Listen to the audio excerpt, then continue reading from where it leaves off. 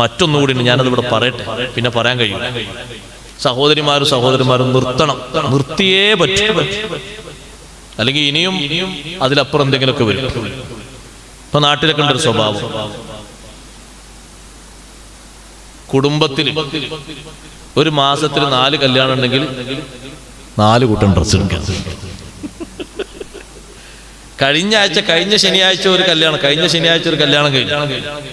ഏതോ കുടുംബത്തിൽ വകുപ്പുള്ള ഒരു കല്യാണം, നേരെ ഒരാഴ്ച കഴിയുമ്പോഴേക്ക് അടുത്തൊരു കല്യാണം, അതിന് ആ ഡ്രസ്സ് പോരാ.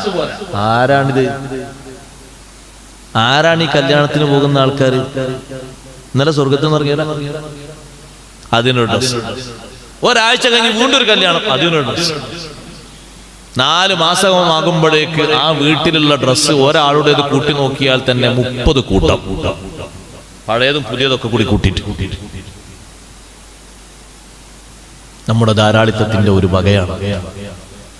എന്തിനാണത്? പാകത്തിനുള്ള ഡ്രസ്സ് പോലെ.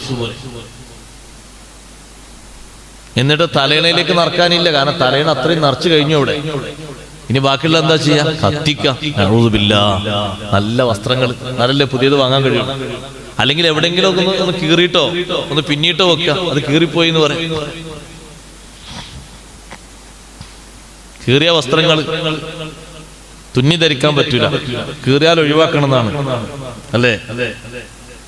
ആ കീറിയത് തുന്നൽ സുന്നത്താണ്. സയ്യിദുനാ റസൂലുള്ളാഹി സ്വല്ലല്ലാഹു അലൈഹി വസല്ലം കാന യുറഖിഉ ثوب, വസ്ത്രം തുന്നുമായിരുന്നു. തുന്നലൊന്നും ഇപ്പൊ ആർക്കും അറിയില്ല. എവിടെങ്കിലൊക്കെ ഒന്ന് കീറിയാല് പതുക്കെ ഒരു ഭാഗത്തേക്ക് വെച്ച് പുതിയത് വേറെ വാങ്ങാം. മുത്താബഅത്തിന്റെ മേഖലയിൽ നിന്ന് പൂർണ്ണമായും മാറരുത്. മാറിയാ പിന്നെ നമ്മുടെ ലക്ഷ്യം നടക്കും.